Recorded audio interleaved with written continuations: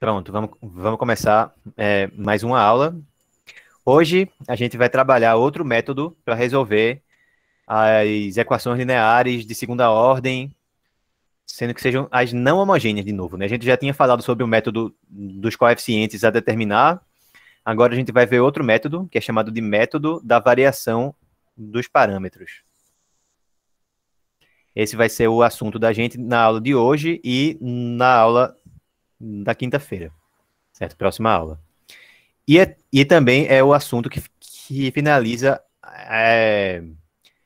essa unidade aí do curso da gente, tá? Na semana que vem a gente começa já a falar sobre a transformada de Laplace, que é a terceira unidade. Então, aqui, mais uma vez, a gente vai estar interessado em resolver, certo? Essa equação aqui, tá? Y duas linhas, mais P de x vezes Y linha, mais Q de x vezes Y, certo? Igual a f de x. Então, ainda a gente vai ter uma equação que é não homogênea ainda, mas agora, que é diferente do método dos coeficientes a determinar, esses dois termos que aparecem aqui, ó, eles não precisam ser constantes, não, tá? Os coeficientes do lado esquerdo da equação da gente, então, não precisam ser constantes. Eles podem efetivamente ser funções, tá? Mas se forem constantes, funciona também, tá? Mas é um método mais geral. Ele serve, tá? Mesmo que a gente tenha coisas variáveis ali. Então, qual que é a ideia desse método? A ideia dele, mais uma vez, certo, passa por a gente começar olhando para qual que é a solução da equação homogênea associada. Então, essa seria a primeira parte de uma resolução por variação dos parâmetros, tá? Então, a gente vai começar achando que é a solução da homogênea associada. Então, só para relembrar, né, quem é que é a equação homogênea associada? É a equação que tem o mesmo lado esquerdo, aí, lá da equação não homogênea da gente. Então, seria y duas linhas, mais p de x vezes y linha, mais q de x vezes y, sendo que fica igual a zero. Então, veja, se a gente precisa resolver isso, das duas, uma. Ou a equação já vai ser da forma que a gente sabe resolver. O que é que isso significa? Que os coeficientes do lado esquerdo vão ser realmente constantes, ou vai ser uma equação de Cauchy-Euler, certo? Então, aí o coeficiente lá do y' eu estou colocando igual a 1, mas não precisaria que ele fosse igual a 1 não, tá? Certo? A gente poderia ter começado com uma equação que não tivesse que ela não tivesse 1 ali na frente, mas para a gente aplicar o método, a gente vai precisar dividir todo mundo por, pelo termo que tiver multiplicando a minha segunda derivada, para que ali na frente fique igual a 1, tá? Então a gente vai precisar que aqui na frente esteja 1, tá certo? Se não tiver 1, o que é que eu faço? Aí, se tiver, sei lá, tipo 20x ao quadrado aí na frente, divide todo mundo por 20x ao quadrado, certo? Sem problemas. Então, a gente vai precisar resolver a equação homogênea associada. Ela vai precisar ser, então, de um dos tipos que a gente conheça, ou com os coeficientes constantes, ou uma equação de Cauchy-Euler, ou então, também poderia acontecer de eu fornecer alguma solução, e aí vocês determinariam quem seria uma outra solução LI usando redução de ordem, certo? Seriam duas possibilidades, tá bom? Mas aí, se for alguma equação, certo, por acaso, que não seja nem de coeficientes constantes e que não seja de Cauchy-Euler também, eu tenho, certo, obrigatoriamente que dizer quem é uma solução, porque senão vocês iriam ter que adivinhar, né? Teriam que tirar do bolso alguma solução e aí fica meio complicado. Então, essa é a primeira parte da gente. A gente precisa resolver isso. E aí, a gente monta quem é essa solução. Quem é que seria, né? Seria lambda 1 vezes y1 de x, certo? Mais lambda 2 vezes y2 de x, certo? Onde esse y1 e esse y2 aí, é o que a gente chamou de, de um conjunto fundamental de soluções. Então, são duas soluções da equação que são LI, certo?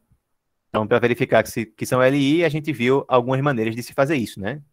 Uma delas seria ver que o Wronskiano é diferente de zero, ou então a gente poderia montar alguma combinação linear das duas soluções e aí atribuir valores e ver que as únicas constantes que zerariam essa combinação linear seriam as duas iguais a zero, tá? Então, vê, esse lambda 1 e esse lambda 2 aí, eles são duas constantes, certo? Isso aqui é uma constante, isso aqui é outra constante. Tá? Em geral, sempre que a gente tem alguma fórmula que depende do valor de alguma constante, a gente também diz que essas constantes são parâmetros, certo? Porque se a gente variar os valores das constantes, a gente vai obter soluções diferentes, certo? Então, é como se a minha variável mesmo ela fosse o x, mas à medida que a gente varia o lambda 1 e o lambda 2, a gente vai obtendo valores, a gente vai obtendo funções diferentes que são soluções lá da equação. Então, a gente também poderia pensar no lambda 1 e no lambda 2 não como números, certo, fixos mesmo, constantes, mas como parâmetros de uma equação aí, que à medida que a gente varia, né, a gente vai percorrendo, certo, o conjunto de solução inteiro. Como se fosse um plano, tá? Como se fosse um plano, a gente viu que a dimensão do conjunto de solução era 2, né? Então, funciona basicamente como se fosse um plano que tivesse vetores diretores y1 e y2. Então, o que é que o método da variação dos parâmetros faz? Ele também é conhecido, né, naturalmente como o método da variação das constantes, porque as constantes aí são os parâmetros da solução, tá?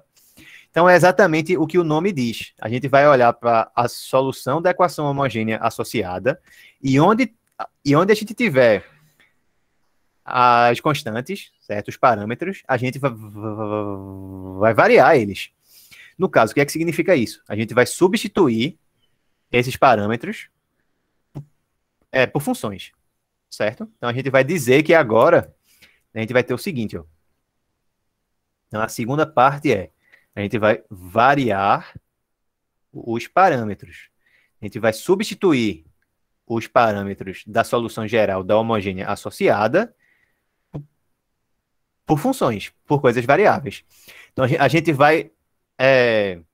vai basicamente impor que a solução particular da gente seja assim, ó. Seja u de x vezes y1 de x, certo? Mais v de x vezes y2 de x. Então, o método é esse aí. Então, agora, ao invés de eu ter duas constantes aqui, eu tenho duas funções, certo? Então, a gente variou as constantes, a gente variou os parâmetros, onde na solução geral da homogênea associada, a gente tinha constantes, na solução particular a gente vai ter funções. E aí, o que é que a gente vai ter que fazer? A gente vai precisar determinar, então, qual que é o objetivo, né? Determinar o IV, certo? Determinar u de x e v de x, para que YP ser solução, certo? Para YP ser solução particular.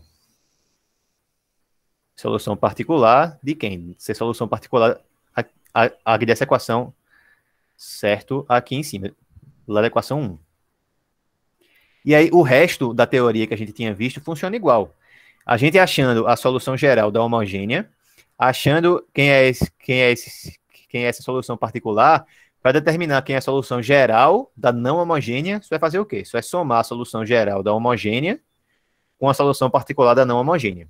Essa parte é exatamente a mesma, tá? Do que a gente viu antes, da parte dos coeficientes a determinar. Essa parte não muda. Por quê? Porque é uma teoria geral de equações não homogêneas. O que muda agora é o método para a gente achar quem é a solução quem é o YP, que é a solução particular. Vocês entenderam qual que é a ideia do método? A gente pega a solução geral da homogênea e substitui as constantes por funções, certo? Eu vou mostrar aqui como que é o desenvolvimento aí do método, tá? Então, como a gente tá no ensino remoto, vocês, nas listas, nas provas, vocês já podem consultar qual que é o formato lá do sistema de equações que a gente vai deduzir, certo? E já colocar direto o sistema para vocês resolverem, beleza? Mas em um ensino não remoto, presencial, eu acho que é mais fácil deduzir o método na hora da prova mesmo, porque não é algo tão complicado, certo, de fazer. E as fórmulas que ficam no fim são fórmulas que são muito fáceis de você confundir algo. Em uma tem um sinal de menos e aí na outra não tem. Se você confunde qual das duas que tem um sinal de menos, já vai tudo para o espaço, basicamente, tá? Então a gente vai agora produzir um sistema de equações que se a solução dele, basicamente, me ajude a determinar quem é que vai ser o IV, tá certo? Então, como é que eu vou deduzir quem é esse sistema de equações? Eu quero que YP seja a solução. Então, eu vou calcular quem são as minhas derivadas aí, vou substituir lá na minha equação 1 lá em cima, e vou igualar ao f de x, certo? Isso aí vai fazer com que eu obtenha algumas informações, certo? Então, vamos ver. Primeira coisa a fazer aqui vai ser a gente derivar, certo? A gente derivar essa fórmula da gente para a solução particular. Então, como tem essas multiplicações aí, ó, de u de x com y1 e de v de x com y... Eita, aqui eu esqueci o 2. Pronto, agora. Com y2, a gente vai ter que usar a regra do produto. Então, quem aqui é y p'. Para não ficar muito carregado, eu não vou ficar escrevendo a minha variável não, tá? Vou ficar só escrevendo ypu, certo? y1v, tá? E assim por diante. Então, o yp, deixa eu escrever ele aqui em cima, ele era u vezes y1 mais v vezes y2. Então, na hora de derivar, vai ficar assim. U' y1 mais u y'. E no outro vai ficar mais v' vezes y2 mais v vezes y2'. Tá? Beleza. Então, ó, esse sistema aí, quando a gente derivar mais uma vez, vai ficar gigante, né? Então, ó, a cada vez que a gente deriva uma multiplicação dessa, a gente fica com mais dois termos, não é isso? Então, quando a gente fizer a segunda derivada, vai ter termo que não acaba mais aí. Então, o que a gente vai fazer vai ser uma simplificação. A gente vai impor, basicamente, que a soma de dois desses termos aí seja zero. Então, os termos que envolvem as derivadas de u e v, a soma deles eu vou impor, tá? Que seja zero, tá certo? Então, para simplificar, eu vou impor que u' vezes y1 mais v' vezes y2, isso aí eu vou impor que seja zero. Essa aí vai ser a nossa primeira equação do sistema da gente, que eu tinha comentado, que a gente iria obter. Mas professor, por que eu posso fazer isso? Bem, no final a gente vai ver que isso sempre dá certo, tá? Que a gente não está perdendo nada fazendo isso. A gente não está querendo determinar quem são todas as soluções da equação não homogênea nesse passo. A gente vai fazer isso depois que a gente achar uma solução da não homogênea e juntar com a solução geral da homogênea, né? Aí beleza. Mas nessa etapa aqui, o que a gente quer é o quê? É achar quem é uma solução da não homogênea. Então a gente vai fazer isso, a gente vai achar quem é uma solução que satisfaça essa condição aí em cima. E a gente vai ver daqui a pouco, quando a gente montar quem vai ser a nossa segunda equação, que o sistema que a gente vai gerar, ele sempre vai possuir solução. Então a gente não está basicamente perdendo nada fazendo essa imposição aí, certo? Já que o sistema sempre vai ter solução. Aí funcionou como uma simplificação, tá? Simplificou por quê? Porque agora, ao invés de a derivada do yp ter todos esses 4 termos aí, ela só vai ficar com 2 termos, né? Vai ficar yp' igual a u vezes y' mais v vezes y2'. Aí agora, esse aqui eu derivo mais uma vez. Então, se eu derivar de novo, eu vou ter, ó, segunda derivada vai ser quem? U', y' mais u y2'. Mais, aí fica o v' vezes y2' mais v y2 duas linhas. Pronto, aí agora eu vou ter que pegar o yp, a sua derivada e a sua segunda da derivada, e vou ter que substituir aqui na equação 1, e vou ter, então, que ver o que é que vai ter que acontecer com as derivadas, né?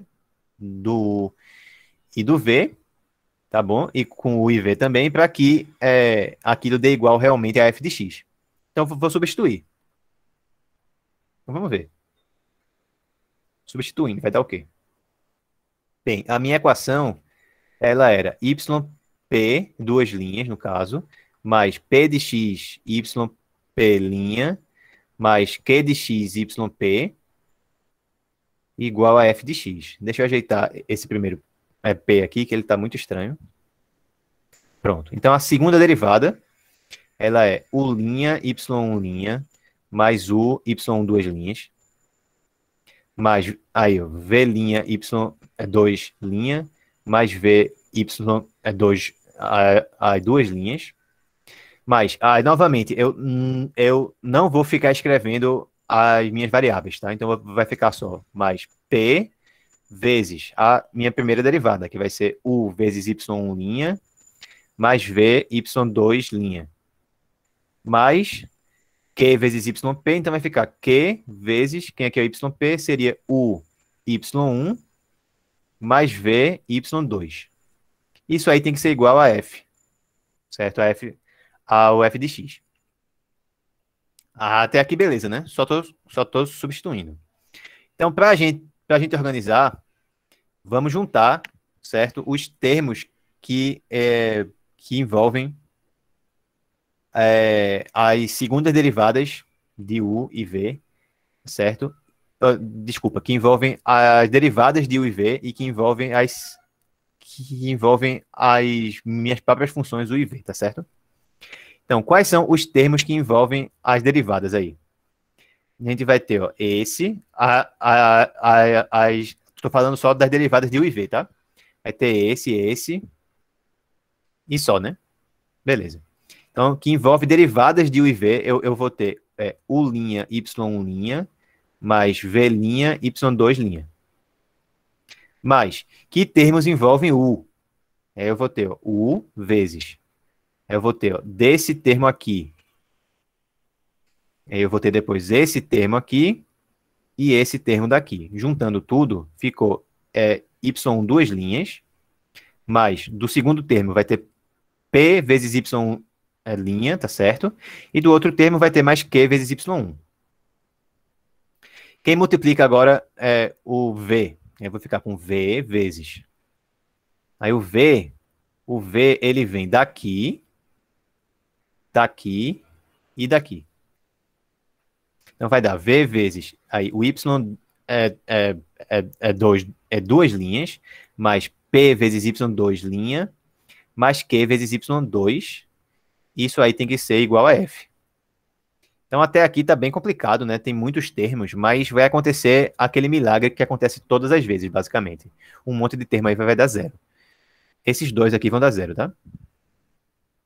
Esses dois aqui vão dar zero. Por que esses dois vão dar zero? No mesmo motivo de sempre. Ó. O y1 e o y2, eles são o quê? Eles formam um conjunto fundamental de soluções de quem? Da homogênea associada. Então, quando eu substituir... Eita, peraí que bugou de novo. Quando eu substituir nessa equação aqui, o y por y1 vai dar zero. Quando eu substituir o y por y2 também vai dar zero. Então, é exatamente o que fica quando a gente olha para esses dois termos que estão aqui embaixo, tá? Então, eles dão zero por quê? Porque y1 e y2 são soluções da homogênea associada, que é exatamente esses termos aí, né? Iguais a zero. Entenderam? É o mesmo argumento que a gente fez umas 20 vezes já. Tá? E aí simplificou drasticamente a equação, né? Ficou só aquele termo lá que envolve as minhas derivadas de u e de v igual a f. Então, essa vai ser a minha segunda equação do sistema que eu tinha falado. Certo? Então, a minha equação 1 aqui, ó, a gente obteve fazendo uma imposição, mas a segunda equação a gente obteve realmente substituindo o que ficava depois da primeira imposição e vendo o que é que dava. Era u' y1' mais v' y2' igual a f. Essa aí que é a segunda equação.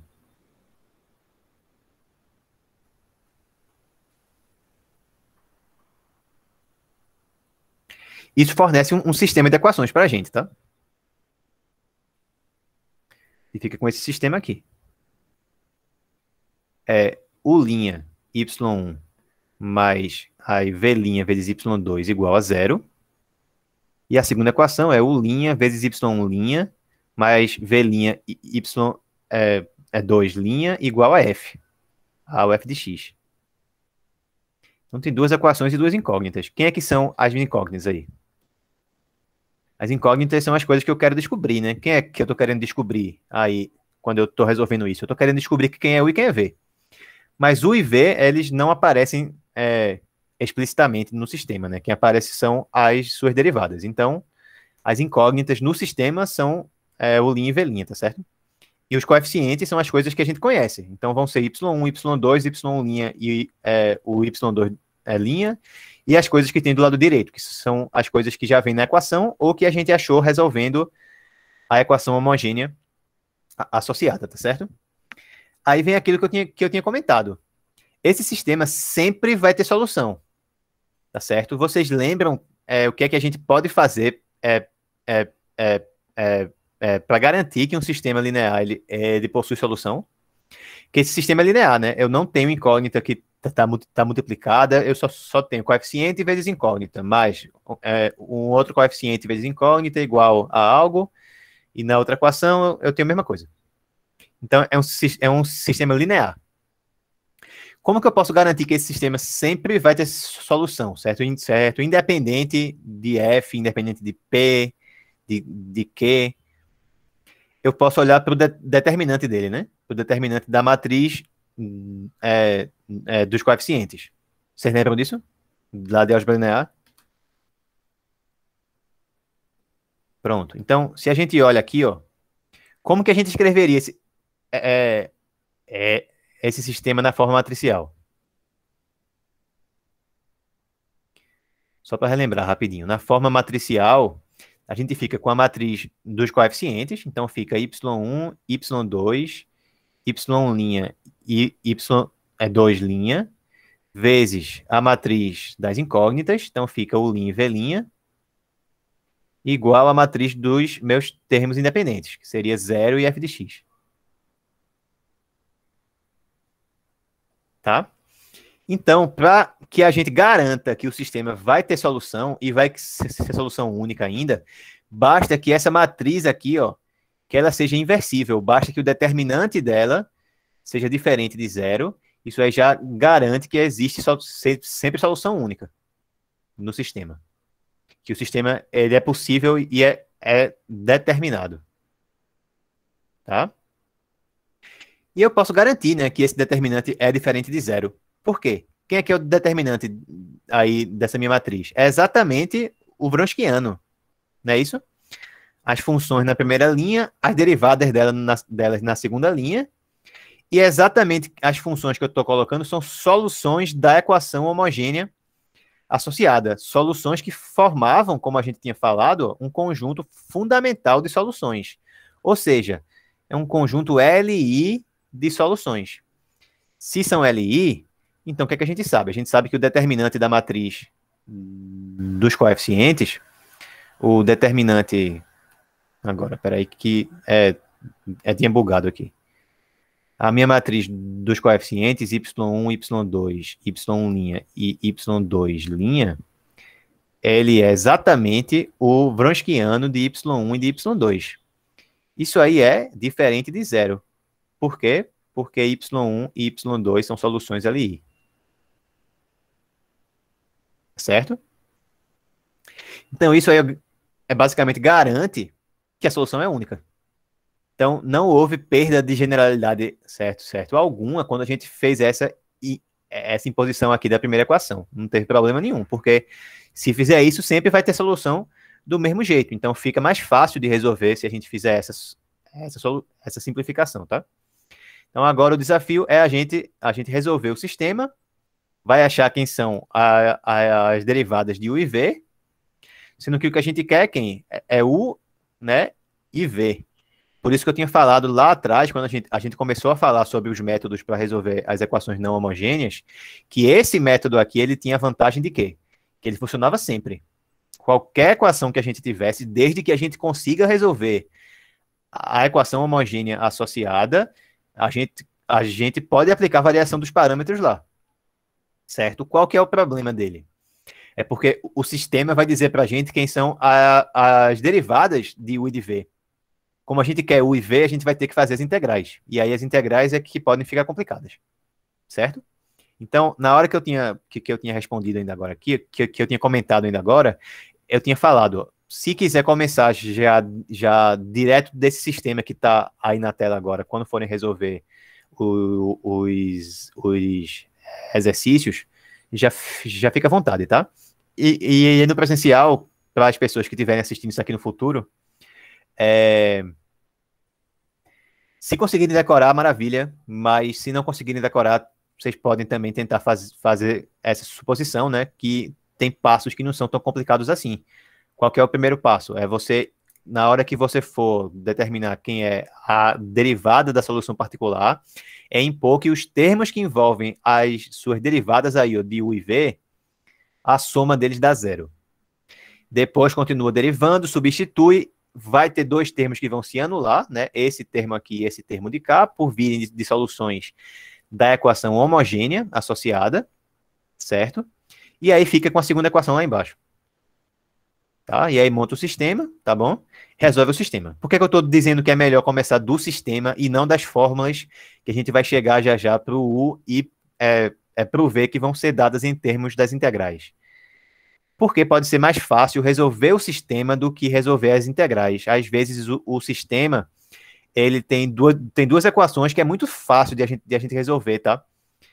E aí, se fosse jogar lá na integral direto, você poderia se complicar. Mas no sistema, não. Você vê de uma forma mais simples.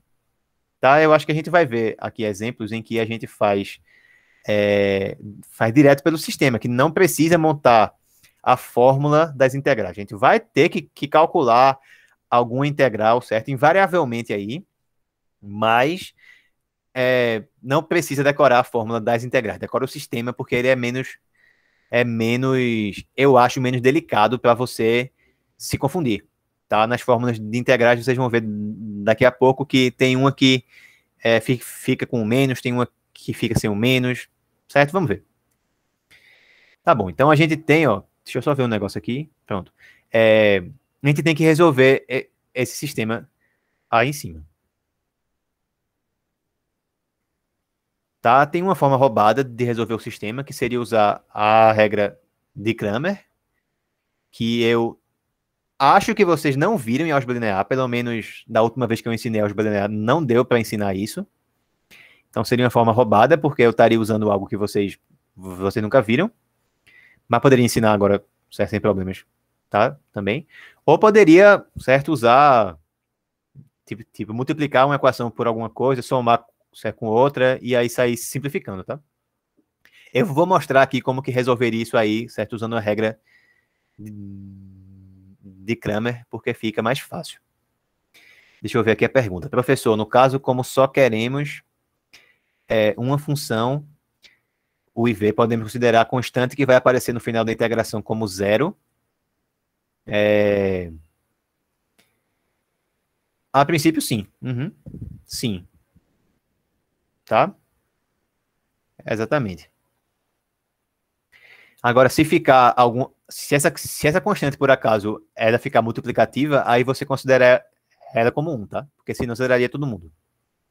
Beleza? Às vezes acontece isso, né? Você faz um integral, aí acaba juntando com ln, né? Alguma coisa assim, e a constante acaba ficando multiplicando. Aí, nesse caso, você poderia considerar 1, certo? Ao invés de 0. Se fosse 0, você zerar tudo. Então, eu vou resolver usando a regra de Cramer, que vai mais rápido, beleza? Mas se quisesse resolver multiplicando a segunda equação por y2, a primeira equação por y2' somando e vendo o que aqui ia acontecer, também daria certo. Então, como é que funciona a regra de Cramer, basicamente, tá? Vai ser uma pincelada bem rápida aqui, para a gente não ficar perdendo tempo com álgebra linear a essa altura do campeonato. A gente vai ver só como é que ela fica para sistemas que sejam 2x2. Então, seria basicamente assim, ó, A, B, C, D,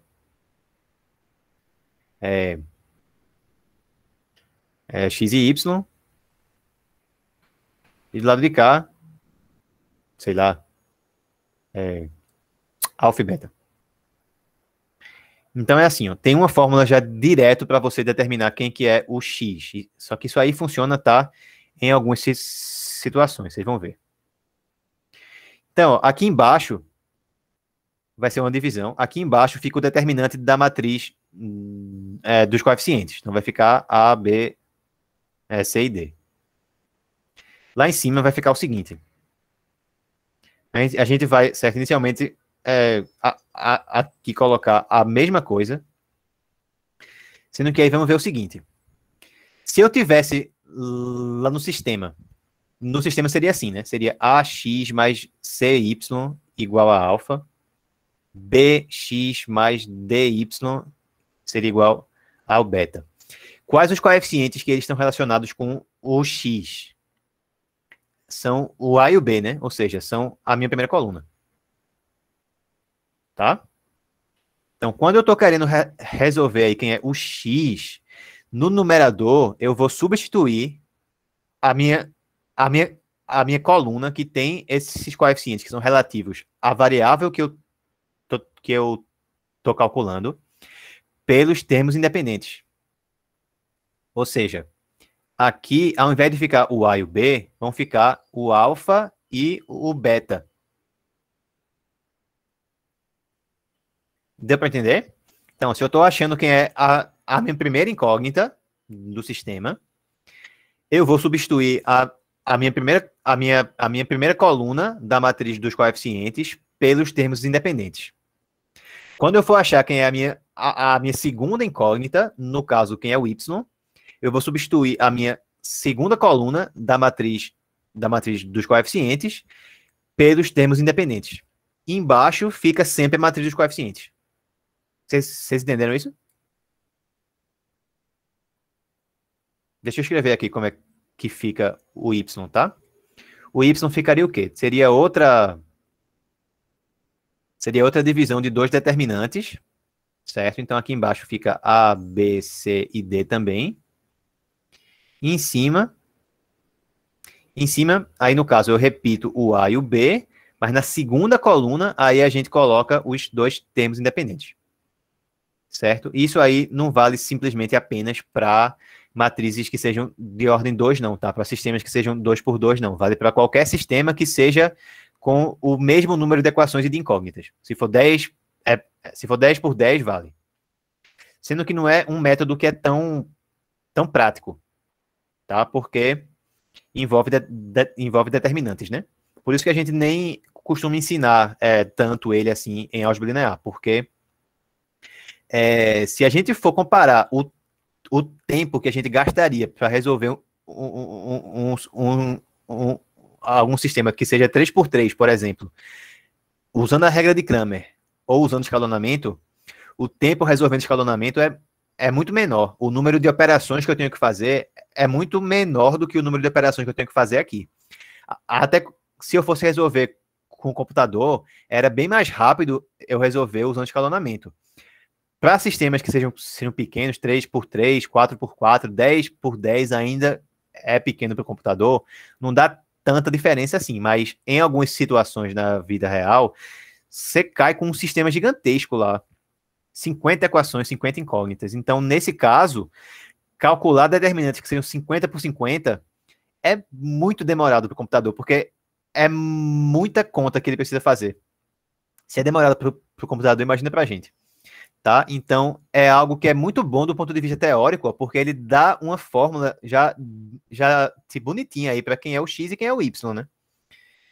Mas, do ponto de vista na prática, pode não ser tão interessante assim.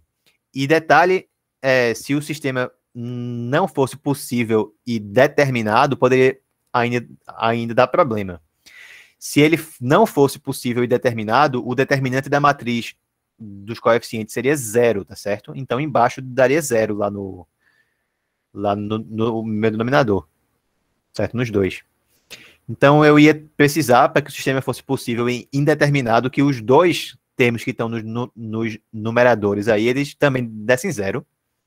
Tá? E se algum deles não desse 0, aí seria impossível o sistema. Então, seria uma outra forma de a gente ver quando que é possível e determinado, quando que é impossível, quando que é possível e determinado, usando determinantes. Mas aí fica muito complicado já.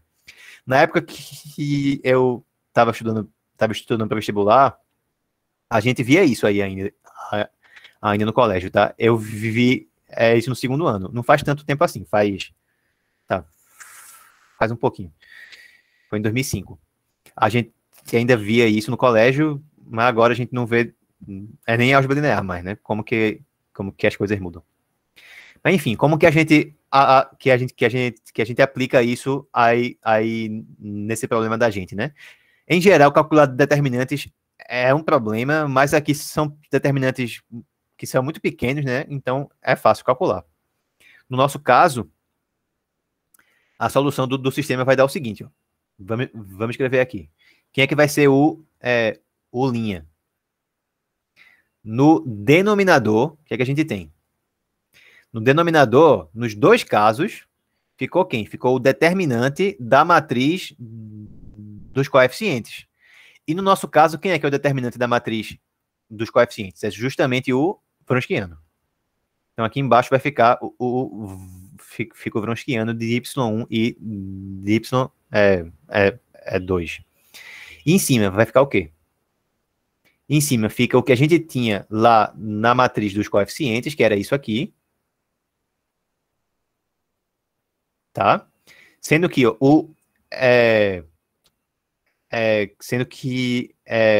esse U' aí, ele é a primeira incógnita, né? Então, ó, nos dois termos que envolvem essa minha primeira incógnita, são os termos que estão na minha primeira coluna, eu vou substituir eles por quem? Pelos termos independentes. Então, eu vou substituir aqui, ó, esses dois termos aqui, por 0 e f de x. Tá? E aí agora a gente multiplica. O que vai ficar? 0 vezes y2' vai dar 0, menos y2 vezes f de x. Sobre o Wronskiano de y1 e y2. Certo? Pronto, esse y2 ele é uma função de x, o f é uma função de x, e esse Wronskiano aí, ele depende do y1 e do y2, que são funções de x. Então, a gente tem aí, ó, tem o linha, certo? Igual a uma função de x. É uma equação que é daquele tipo que a gente falou lá na primeira aula. Ela é imediatamente integrável. Só é a gente integrar de ambos os lados que a gente acha quem é u. Tá bom? Então, quem é u? U de x vai ser menos a integral de y2 f de x sobre o Wronskiano. Sobre w, tá?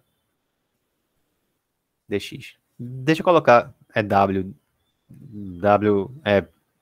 de y1 e de y2 aqui, pronto, embaixo mesmo. Então, ficou essa fórmula aí, certo?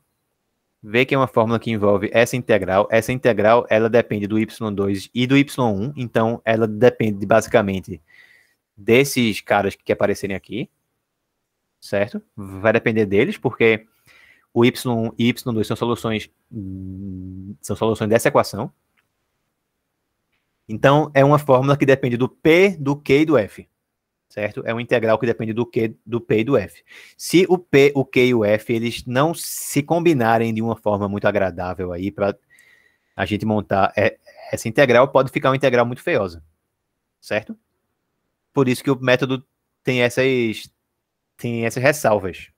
A integral pode ficar meio horrível, tá bom? Mas a gente vai, nos exemplos da gente, a gente vai fazer casos que dê para calcular a integral, obviamente. Eu estou falando no geral para quando você precisar em algum momento da sua vida, se você precisar resolver alguma equação que seja de segunda ordem, que seja não homogênea, linear, na hora de decidir qual é o método que você vai usar, você vai precisar considerar, né? Se vale mais a pena usar coeficientes a determinar. Em geral, se dá para usar coeficientes a determinar, você usa eles. Se não der, usa a variação dos parâmetros mesmo. Tá bom? A não ser, claro, que a parte não homogênea seja uma multiplicação muito gigantona lá, né? Aí pode ser que o método dos coeficientes a determinar fique muito complicado, mas também, por outro lado, também pode ser que a integral aí também fique horrível, né? Vocês entenderam como que a gente achou quem é U? Vamos achar agora quem quer o V, tá? Alguma pergunta até agora?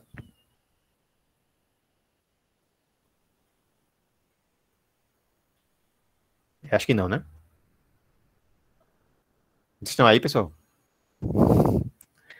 Se vocês não estão aí... Tô, professor, tô aqui. Ah, beleza, tá bom. E no chat tem um monte de gente falando. É que o primeiro comentário que foi de Clara falando não, sendo que foi logo que eu tinha perguntado se vocês não estavam aí. Aí ficou engraçado. Enfim, vamos calcular agora quem é que é o Y, quem é que é o V, tá certo? Então, voltando para o sistema, como é que vai ficar? Aí o V' vai ser, embaixo vai ter a mesma coisa, vai ter W de Y1 e de Y2, mas em cima é na outra coluna que eu vou mexer, certo? Então aqui eu vou ter ó, agora Y1 e Y2, e eu mexo aqui que vai ficar 0 e f de x. Então, vai dar Y1 vezes f de x sobre esse Wronskiano de Y1 e de Y2. Então, quem é V? Integra. V de x vai ser integral de Y1 f de x sobre Wronskiano dx.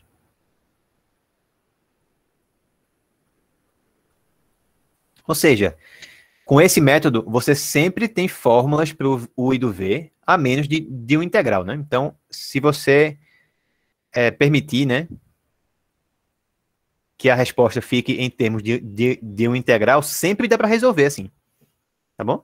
Por isso que o método, ele é poderoso, ele sempre funciona. A menos de resolver as integrais, ele sempre vai funcionar, tá bom? Vamos agora resolver alguns exemplos. Lembrando que se quiserem perguntar algo, a qualquer momento podem me interromper, tá certo? Deixa eu achar aqui os exemplos. Pronto. Então, bem, se a gente fizesse alguma equação aí, que o lado direito fosse algum exponencial, um seno, um cosseno, um polinômio, não ia ter muita graça já, né? Porque são equações que dá para resolver usando coeficientes a determinar também. Então, vamos ver algo a mais. Vamos ver algumas equações em que a gente tenha algo que não dê para resolver usando coeficientes a determinar. Então, vamos mexer no lado direito, tá certo? Vamos mexer no lado direito. Vamos começar com essa equação aqui, ó. Vamos pegar y, vai ser y duas linhas, mais y igual a tangente de x. Só lembrando que na equação eu não tenho nenhuma obrigatoriedade de aqui o meu coeficiente ele ficar igual a 1, tá certo? Não tem nenhuma obrigatoriedade disso. Mas no método precisa ser 1. Então aqui tem que ser 1, tá? Só vai dar isso aqui no fim se ali for 1. Beleza? Então, se aqui não fosse 1, eu iria dividir por quem tivesse aparecendo ali para fazer com que ficasse 1. E aí, detalhe, na hora que eu divido por quem tiver ali, isso vai modificar a função que vai estar aqui, não vai? Vai modificar a f, certo? Também. Então, digamos que eu tivesse ali na equação lá que a gente tem agora, então, nessa equação aí, que o coeficiente da segunda derivada fosse 10, por exemplo. Então, eu ia ter que dividir, certo, por 10 inicialmente. Então, a minha f de x não ia ser tangente de x. Seria tangente de x sobre 10, que eu dividi. Beleza? Então, mesmo que você for, certo, decorar as fórmulas, lembra sempre de dividir pelo coeficiente da segunda derivada. Por quê? Porque senão vai modificar a f. Você vai estar fazendo o sistema com a f errada. Aí vai dar errado. Certo? Pronto, lembrem disso. Então, primeira coisa que a gente tem que fazer é resolver a equação homogênea associada. Isso aí sempre tem que começar, porque é a partir dela que a gente acha quem são o y1, tá certo? E o y2 para a gente jogar lá no sistema. Então, vamos olhar aqui para a equação característica. Como é que vai ficar, né? Vai ser r ao quadrado mais 1, né? Igual a 0. Então, as raízes vão ser mais ou menos i, né? R ao quadrado vai ter que ser igual a menos 1, então r igual a mais ou menos i. Então, na forma que a gente tinha falado, né, de r igual a alfa mais ou menos o i vezes beta, o que é que deu aqui, né? O alfa foi 0, não tem parte real, e o beta é 1. O que é que isso quer dizer? Quer dizer que o YH da gente, ele vai ser lambda 1 vezes. Aí como é que ficaria, né? O alfa é quem iria lá para o expoente da exponencial. E o beta é quem iria para o ângulo do seno e do cosseno. Tá bom? Então vai ficar E elevado a 0x, que vai ser 1, vezes cosseno de 1x, cosseno de x, mais lambda 2 é elevado a 0x de novo, que é 1, vezes seno de 1x. Então esse aí que é o YH.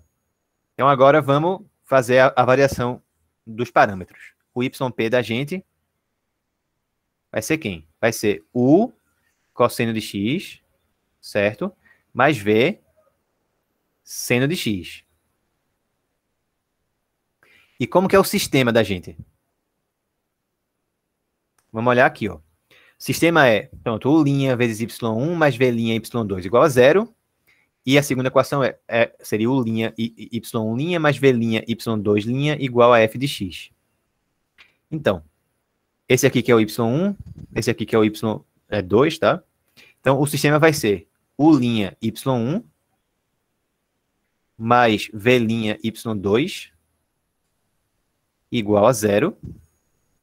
E a segunda equação seria U' vezes o y', então vai ficar menos U' seno de x, vezes, aí mais V' vezes quem? Vezes a derivada do seno de x, cosseno de x. Igual agora a quem? A f de x. Quem é f de x aí? É tangente de x. Então a gente já vai direto para o sistema, tá? Aí você fica à vontade. Se quiser usar a regra de Cramer, você use aí. Não tem problema nenhum. Eu vou resolver multiplicando as equações aí, tá? Para a gente se simplificar. Então, vê, por exemplo, se eu quiser eliminar o V das duas equações, a gente poderia fazer o quê? Multiplicar a equação de cima pelo cosseno de x e a de baixo por menos o seno de x, não é isso? Então, eu vou fazer isso aqui. Eu vou multiplicar em cima por cosseno de x. E embaixo, vou multiplicar por menos seno de x. Tá, e o que é que vai dar? Aí a gente vai ter U' cosseno, eu acho que não vai... que vai ficar faltando espaço. Então vamos continuar lá na outra página. Como é que vai ser a minha primeira equação agora? Vai ficar U' vezes o cosseno ao quadrado de x, mais V' vezes o seno vezes o cosseno. Certo? Igual a zero. Então, U' cosseno ao quadrado, mais V' seno cosseno, igual a zero. E a segunda equação, multipliquei por menos o seno, né? Então, ela vai dar, ó, menos com outro menos lá ficou mais. Então, mais U' vezes o seno ao quadrado. Eu vou tirar os parênteses aqui, tá? Então, me atrapalhando. Vai ficar V', eita, calma, U', no caso, seno ao quadrado. E o outro termo vai ficar mais V' cosseno vezes menos seno. Então, menos V' seno cosseno igual a quem? Eu multipliquei por tangente de x, né? Desculpa, eu tinha tangente de x e multipliquei por menos seno. Quem é que é tangente de x? É seno de x sobre cosseno de x. Então, na hora que eu multiplico, vai dar menos o seno elevado a 2 sobre o cosseno.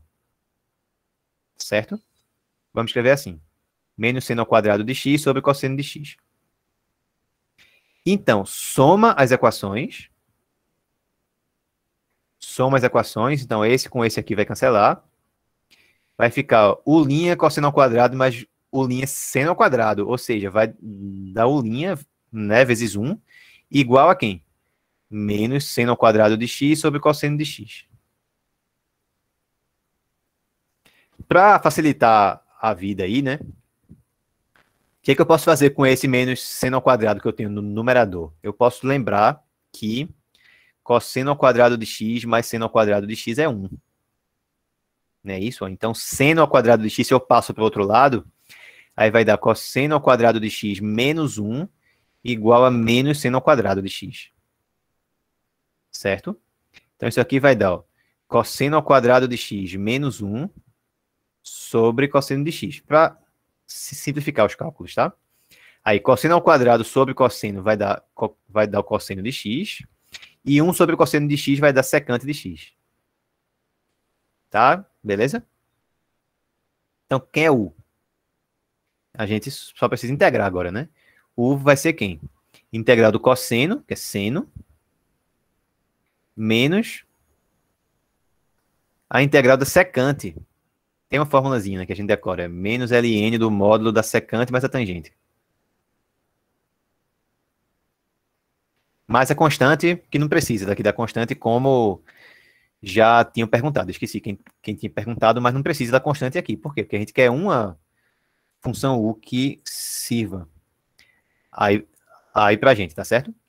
Então esse aí que é U. E não precisou de regra de Cramer, nem nada. Foi só a gente escalonar, basicamente. Aí não é um sistema 2 que é 2 por 2, tá? Você multiplica a equação de cima por alguma coisa, de baixo por outra, soma as equações, e aí simplifica. Então esse é U. Vamos ver agora quem vai ser o V. Tá? Então a gente tem duas opções. Ou a gente pega e faz a mesma coisa aqui, mais uma vez. Agora, multiplica a de cima de uma forma que eu... multiplica a de cima e a de baixo de alguma forma que eu elimine agora o U da minha conta. Tá? Poderia fazer isso. Ou eu uso quem eu já tinha calculado, que é a derivada aí do U, né? Que já está aqui na tela. Substituo em alguma das equações e vai ficar agora apenas uma equação que tem o V' como incógnita. Vamos fazer assim? Então, vamos substituir nessa primeira equação aí a fórmula do O' que a gente calculou. Tá bom, então, voltando. Primeira equação. Voltando à primeira equação, o que a gente tem? Era U' cosseno de x mais V' seno de x igual a zero. Opa, quem é que é esse U' aí, né? U' a gente viu, ó, seria melhor a gente usar ele assim, né? Que aí vai ficar o quê? U' vezes menos seno ao quadrado sobre cosseno vezes cosseno. Aí vai cancelar o cosseno. Vai dar menos U' seno ao quadrado de x, tá certo? Mais V' seno de x igual a zero.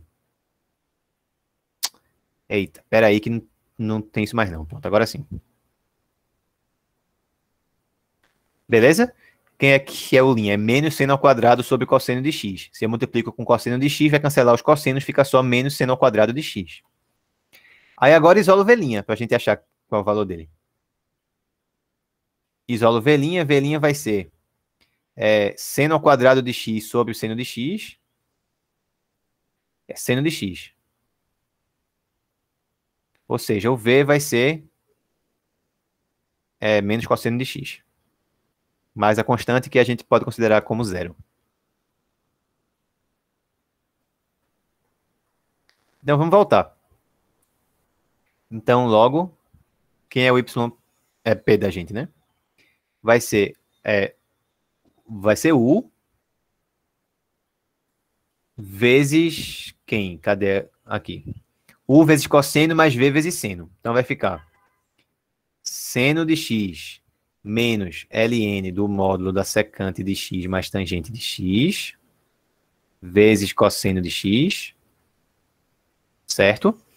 Mais V vezes seno. Então, menos cosseno de x, seno de x. Se deixasse assim, já estava certo, né? Mas, ó, repara que se eu fizer esse vezes esse, vai dar seno de x vezes cosseno de x. Aí vai cancelar com esse outro de cá, tá? Portanto, quem é que é o y p realmente aí? Vai ser menos ln do módulo da secante mais a tangente vezes cosseno.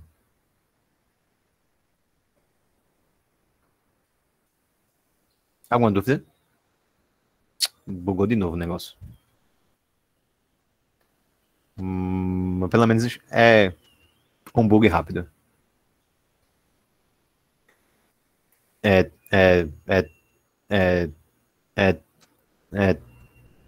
Tem software que ele buga, apaga. É tudo que a pessoa escreveu já.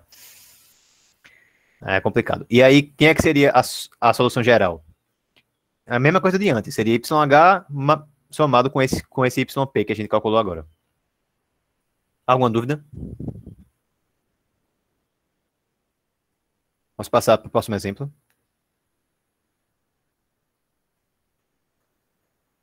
Esses exemplos aqui, eu acho que estão sendo os mesmos exemplos que tem nas aulas assíncronas, tá? Então, pode estar ficando repetitivo para algumas pessoas, mas são os exemplos que eu tenho. Não tem muito o que fazer. Então, vamos lá. Exemplo 2.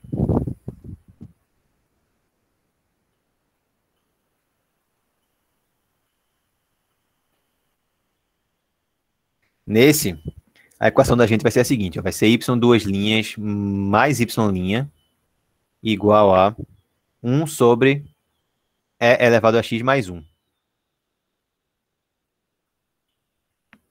Tá? Então, primeiramente, a ideia é a mesma de antes, certo? Mesma coisa, a gente vai continuar fazendo a mesma coisa que a gente fez no outro exemplo. A gente vai começar olhando para quem é a solução da equação homogênea associada. Então, a primeira coisa é calcular quem é a equação característica. Nesse caso, vai ser r ao quadrado mais r igual a zero. Então, daí não precisa nem fazer Bhaskara nem nada, né? A gente pode colocar o r em evidência, fica r vezes r mais 1 igual a zero. E aí as raízes vão ser r igual a zero e r igual a menos 1. Então, quer dizer que o YH, ó, já que eu tenho duas raízes reais diferentes, vai ficar lambda1 é elevado a 0 vezes x, né? É elevado a 0x é a mesma coisa que 1, então fica apenas esse lambda1 aí, mais lambda2 vezes é elevado a menos x. Esse que é o YH. Então, quem é que vai ser o YP, no caso? YP vai ser U no lugar do lambda1, então vai ficar apenas 1, né? Apenas U, né? Eu já estava pensando no que eu ia falar mais na frente, mas no caso, já vamos escrever. Vamos escrever aqui 1, certo? Também. Por quê? Porque 1 é que vai ser o y1 da gente, tá certo? Que seria é elevado a 0x. É esse que é o y1, beleza? Mais v vezes y2. Então, mais v é a menos x. Então, o y2 aqui é a menos x. Isso aí é pra gente montar o sistema. Certo? Então, vamos para o sistema agora. Quem é o sistema? O sistema vai ser u' vezes y1, que é 1, mais v' vezes y2, que é a menos x, igual a 0. Primeira equação. Segunda equação, eu fico ainda com u' e com com esse v', mas multiplicados pelas derivadas. Então, aqui ó, vai ficar a derivada do y1, a derivada de 1, que é 0. Então, ó, já desapareceu. Mais v' derivada do e a menos x. Então, vai ficar menos v' e a menos x igual ao f, que é quem eu tenho lá do outro lado, que é 1 sobre e elevado a x mais 1. Certo? Então, aqui, ó, já foi-se embora. A segunda equação só envolve o v'. Então, ó, se eu fizesse usando o Wronskiano e tal, se eu fizesse usando a regra de Cramer, eu ia ter que montar aquelas integrais lá que ia ser desnecessário, porque no sistema já tem uma equação direta que eu não preciso fazer nada, já está direto só com o V aparecendo nela, tá? O U, ele não aparece. Tá certo? Então, vamos ver aqui. Para a gente isolar quem é... Então, deixa eu botar aqui. Segunda equação. Para a gente isolar quem é o V, o que precisa fazer? Primeiro, a gente precisa passar esse E a menos X para o outro lado dividindo, né? Passar E a menos X dividindo... Meu gato espirrou agora aqui. Para passar E a menos X dividindo, é a mesma coisa que passar E elevado a mais X multiplicando. Então, é isso que eu vou fazer. Vou passar E elevado a X para o outro lado multiplicando. Então, vai ficar... Seria menos o V', né? Igual a E elevado a X sobre E elevado a X mais 1. Então, vamos passar o menos para o outro lado também. V' vai ser isso. Certo? Aí V vai ser quem? Então, V de X logo. Para ficar bonitinho. Vai ser menos a integral de E elevado a X dx sobre E elevado a X mais 1. Aí agora vem a pergunta, como resolver essa integral? Eu vou fazer por substituição, tá? Vou dizer que quem está lá no denominador é U. Aqui que no caso o U não é uma boa escolha, né? Já tem U demais aí na conta. Vamos chamar então de T, certo? Então, vou mudar a minha variável para T igual a E elevado a X mais 1. Então, o dt vai ser E elevado a X dx. Beleza, né? Então, a minha integral agora vai ficar menos ainda. Integral de quem? E elevado a X dx é o dt. Embaixo ficou só t. Beleza? Então, isso aí vai dar menos ln de t. Seria módulo, né, de t. Aqui, no caso, não vai precisar, porque o t é sempre positivo. Ficou menos ln de E elevado a X mais 1. Tá? Para ficar certinho mesmo, coloco o módulo aqui. Aí seria o módulo de E elevado a X mais 1, tá certo? Mas isso aí é sempre positivo, então não precisa do módulo. Então já calculamos quem é esse V. Tá bom? Se quiser, esse menos aí, você poderia jogar ele para dentro do log, né? E ficar com o seguinte. Né, ó, isso aqui poderia olhar da seguinte maneira. ln de E elevado a X mais 1 elevado a menos 1. Que também é a mesma coisa que ln de 1 sobre E elevado a X mais 1. Também poderia deixar desse jeito aí essa resposta. Tá bom, então como é que eu acho agora quem é o U? Bem, para achar o U, a gente poderia substituir o valor do velinha. Eita, eu escolhi a minha ferramenta errada. Eu poderia substituir aqui, né? Ou eu poderia simplesmente somar as equações, que aí eu iria cancelar os dois termos que envolvem a derivada de v. Então, somando as equações,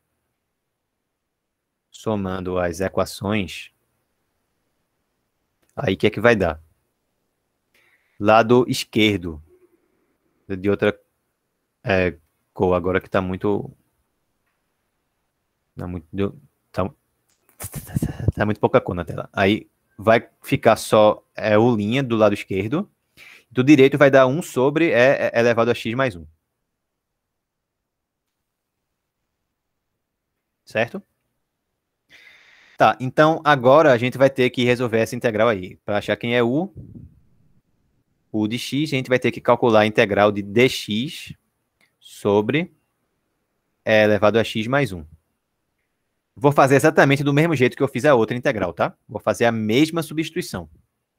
No que vai sair um pouquinho mais difícil agora, porque não tem aquele e elevado a x lá em cima dessa vez. Então, deixa eu continuar lá na próxima página. Vou fazer de que cor agora? Amarelo, pronto. Então, a gente vai fazer a mesma substituição. Vamos chamar t de e elevado a x mais 1. Então, dt vai ser e elevado a x, certo? Sendo que não tem mais o e elevado a x no numerador, né? Certo? Então, na hora que a gente for substituir aqui, ó, pelo dx, faltou dx aqui. Então, dx vai ser quem? Dx vai ser dt sobre e elevado a x. Mas eu não posso ficar com esse e elevado a x na minha nova integral, né? Tem que ser tudo na variável nova, t. Então, eu vou usar a minha outra equação aqui em cima para dizer quem é que é e elevado a x? É t menos 1. Então, na realidade, isso aqui vai ficar assim, ó, dt sobre t menos 1. Vocês entenderam? É o que a gente chama de uma substituição racionalizante. A gente vai fazer com que aquela integral lá, ela vire uma função, uma função racional. Ou seja, é um polinômio em cima sobre um polinômio embaixo. No caso, vai ser 1 em cima e embaixo um polinômio. Beleza? Então, já vão preparando aí o emocional de vocês, porque a gente vai ter que fazer frações parciais. Certo. Como é que fica aí o sistema agora? Não sistema, né? Como é que fica a integral? O de x vai ser quem? Então, a gente tinha... Vamos voltar aqui, ó. Tinha o dt.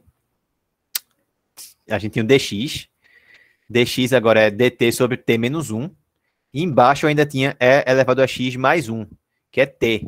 Então, na realidade, ficou assim, ó. dt sobre t, que é o que já tinha lá, e, e esse t menos 1 que veio daqui. Então, tem que fazer por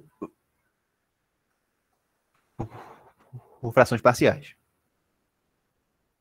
É até bom que a gente relembre como é que faz isso agora, porque na próxima unidade vai precisar bastante. Tá? Então, vamos ver. O que é que eu tenho que fazer aí? Eu tenho que escrever 1 sobre t menos 1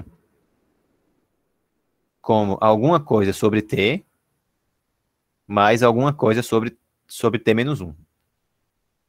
Vamos multiplicar aí todo mundo. Vai ficar t vezes t menos 1 aqui embaixo. E em cima vai dar, divide pelo de baixo, multiplica pelo de cima, né? Vai dar a vezes t menos 1. Esse ato tá horrível. A vezes t menos 1.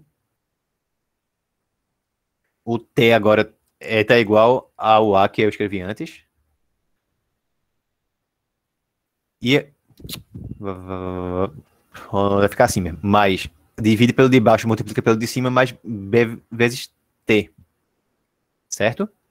Então, essas duas frações aí só vão ser iguais se os dois numeradores eles forem iguais. Então, a gente pode fazer com que isso aqui fique assim. AT menos 1 mais BT igual a 1. Então, só relembrando, tem duas formas, né, de resolver isso. A gente pode desenvolver isso aqui e fazer assim. Quem que é o termo que multiplica é t, né? Seria a mais b vezes t. E aqui seria menos a, né? Igual a 1. Então, a gente iguala quem é que é o coeficiente de t do lado esquerdo com quem é o coeficiente de t do lado direito. Ficaria isso aqui igual a 0 e isso aqui igual a 1. Aí a gente acharia quem é o a e quem é o b. Essa é uma forma. Nesse caso, é mais fácil de fazer, porque não precisa disso. Todos os termos que aparecem são do primeiro grau, certo? Esse método do sistema aí, a gente costuma usar mais quando tem termos que sejam de graus maiores, tá? Tem alguém que seja do segundo grau, tem raízes repetidas, por exemplo, lá no denominador, tá certo? Então, aí fica mais vantagem fazer pelo método do sistema, mas em geral a gente pode fazer o que eu vou mostrar agora, que é substituir valores. A gente pode pensar que essa equação aqui, ó, que ela é uma igualdade polinomial, que eu tenho um polinômio de um lado e um polinômio do outro. Então, ela é uma igualdade não só dos coeficientes, mas é uma igualdade entre duas funções. Do lado esquerdo, eu tenho uma função que é polinomial, e do lado direito também. A do lado direito, ela é constante, né? Melhor ainda. Mas é polinomial. Se é constante, é polinomial. Então, se eu substituo o t por algum valor do lado esquerdo, tem que dar o mesmo valor que vai dar do lado direito. Ou seja, 1. Certo? Então, o que é que a gente faz? A gente escolhe valores para substituir que zerem algum dos termos. Se eu substituir o t por 1, por exemplo, eu zero esse termo daqui, ó, que vai ficar a vezes 0. Então, se eu substituir o t por 1, o único termo que eu vou restar vai ser b vezes 1 igual a 1. Pronto, achei quem é o b. Agora eu substituo o t por algo que zere o outro termo que a gente tem, que é esse aqui, seria t igual a 0. Então, esse termo zeraria, o outro termo ficaria a vezes menos 1, que é menos a, igual a 1. Então, o a seria menos 1. Tá certo, né? Então, no caso da gente aí, o que é que ficou? O de x, na realidade, ele vai ser quem? Ele vai ser a integral de a sobre t, ou seja, menos 1 sobre t, mais b sobre t menos 1, então mais 1 sobre t menos 1, certo? Pronto, dt. Agora integra. Cuidado só para não errar as integrais desses logaritmos aí, tá? Para não errar essas integrais. Nesse caso, não tem basicamente nem o que errar. O que tem mais como errar é se por acaso aqui fosse assim. Aí a coisa mais fácil do mundo é dizer que a integral desse termo aqui é ln de 1 menos t, mas não é não, tá? É menos isso. Tem que fazer uma mudança de variável. Tá bom? Então isso aqui vai dar menos ln de t, certo? Ln do módulo de t, no caso, mais ln do módulo de t menos 1. Mais a constante que não interessa. E aí substitui de volta. Quem é que era o t? Olha aqui em cima. Não precisa do módulo, né? Vai ficar ln de elevado a x mais 1, menos isso no caso.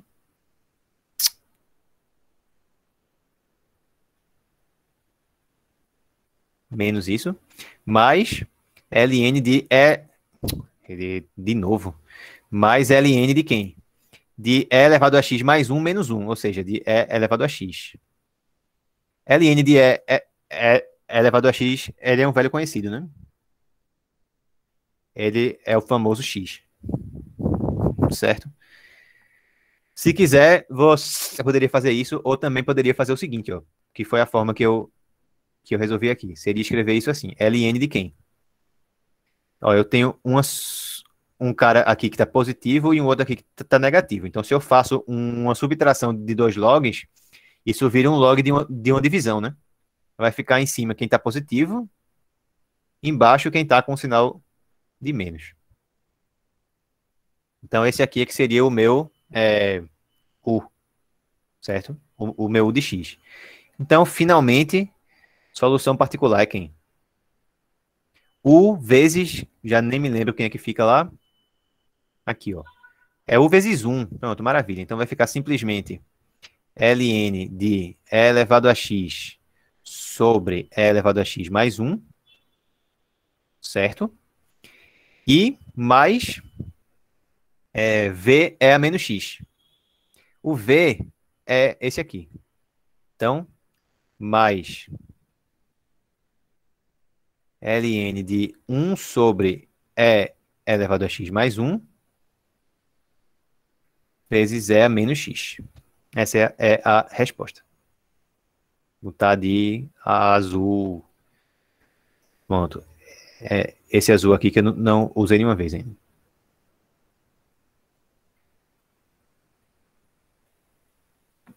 Deixa eu só confirmar aqui com a minha resposta. Tá certo, pronto.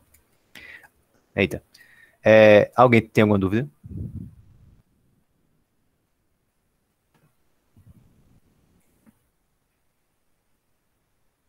Certo? Vocês querem perguntar algo? Vamos fazer mais um e a gente encerra a aula de hoje, tá? Na aula de quinta vai ser a mesma coisa, vai ser mais exercício só. Então não tem mais nenhuma teoria pra gente ver essa semana. Vai ser só praticar mais. Tá bom?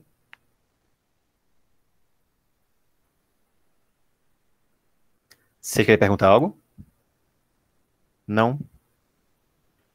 Tá, então vamos para um exemplo, o último exemplo de hoje aqui. Ok, então o exemplo vai ser o seguinte. Então, até aqui a gente fez exemplos em que o lado direito não era um daqueles lados direitos que dava para usar o método dos coeficientes a determinar, mas no lado esquerdo não tinha nenhuma novidade, né? Por quê? Porque ainda era alguma equação com coeficientes constantes no lado esquerdo. Então, vamos mexer nesses coeficientes também. Vamos fazer com que os coeficientes não sejam constantes mais. Certo? Então, a equação da gente aqui vai ser a seguinte. Ó, vai ser y duas linhas menos x sobre x menos 1 vezes y' mais 1 sobre x menos 1 vezes y igual a 5x menos 5. E aí eu vou pedir que o x seja maior do que 1, tá certo? Porque se eu permitisse que ele fosse igual a 1, daria 0 embaixo, né?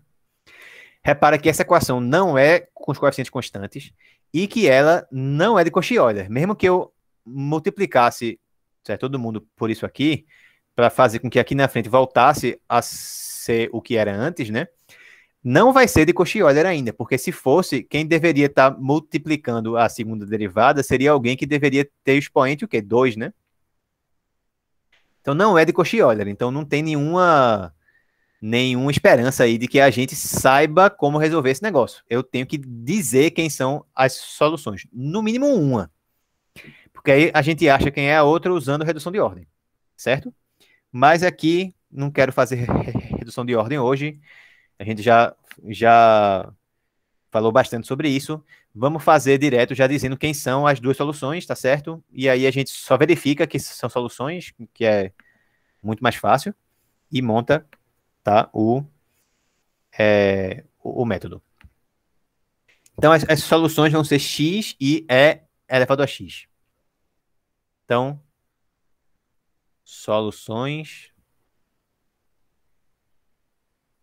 y1 igual a x, y2 igual a E elevado a x. Então, eu não vou fazer isso, mas eu vou deixar como exercício. Exercício simples, tá? Mostra que são soluções mesmo. O que é que tem que fazer, então? Tem só que substituir aí e ver que vai dar uma igualdade verdadeira, né?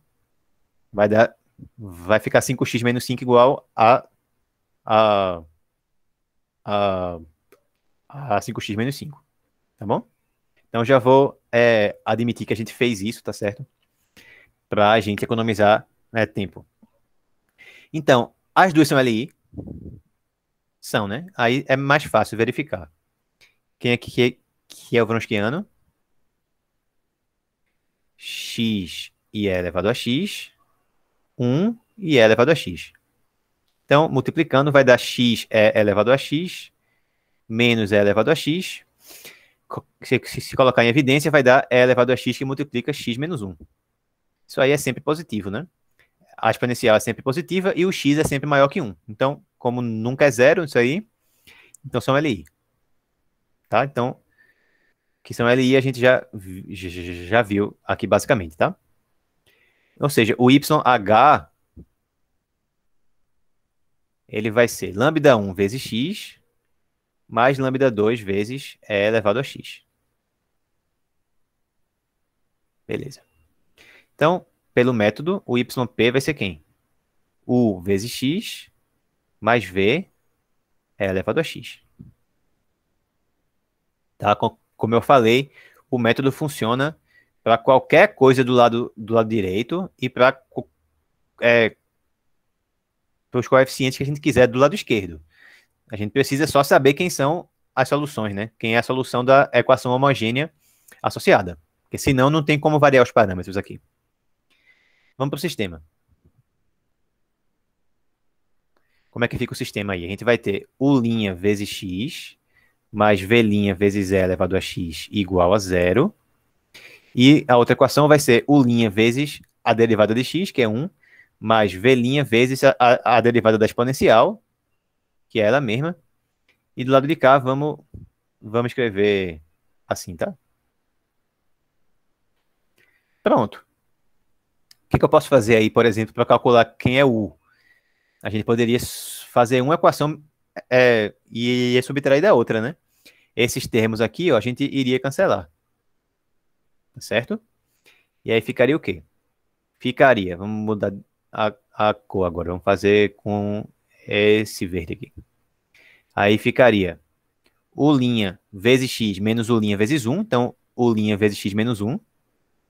Aqui os outros cancelaram, igual a 0 menos 5 vezes x menos 1. Então, menos 5 x menos 1. Simplificou. U' vale menos 5. Então, maravilha, né? U vai ser menos 5x.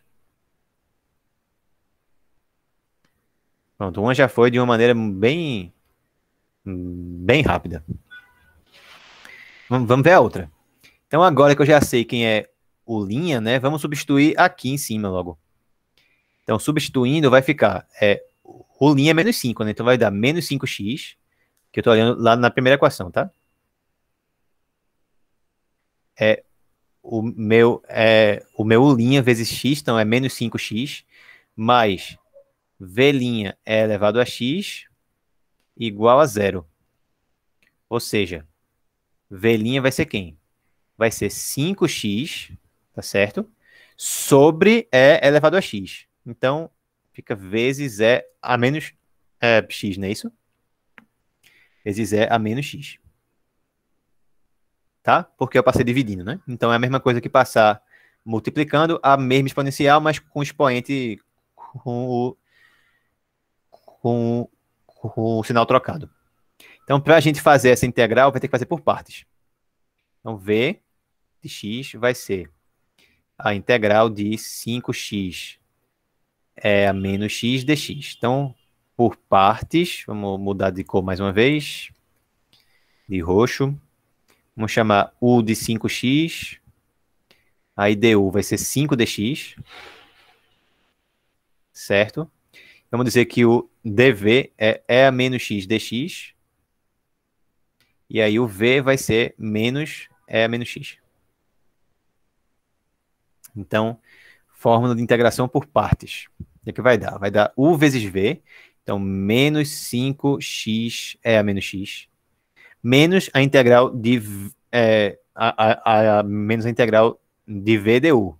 Então é o menos da fórmula de integral por partes e o menos também daqui, tá? Termina aqui e fica mais. Mais a integral de quem? De 5 a menos x. Então, vamos escrever assim. Vocês entenderam por que ali na frente que ali ficou mais, né? Tinha o menos da fórmula, que é o v menos integral menos integral de VDU, tá bom? Só que no v já tinha outro menos, aí ficou menos duas vezes, terminou que ele ficou com mais na frente.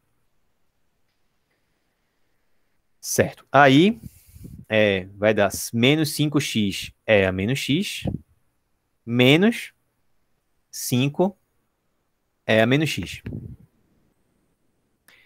Então, a gente coloca menos 5 e a exponencial em evidência. Aí fica vezes o x mais 1, não é isso? Então, esse aí que é o V. Então, vamos para a resposta. YP vai ser quem? U vezes x. Então, vai dar o menos 5 vezes o x ao quadrado. Certo? Mais o V. Então, menos 5 é a menos x vezes x mais 1 vezes e elevado a x. Aí também já poderia ser a resposta, tá? Mas, ó, se eu multiplicar esse com esse aqui, vai cancelar, né? É a menos x vezes e a x vai dar 1, vai dar e elevado a 0. Então, no fim das contas, o YP realmente ficou o quê? Ficou menos 5x elevado a 2, menos 5 vezes x, menos 5. Eita, menos 5 vezes x, esqueci aqui. Menos 5x menos 5. Pronto, essa é a resposta.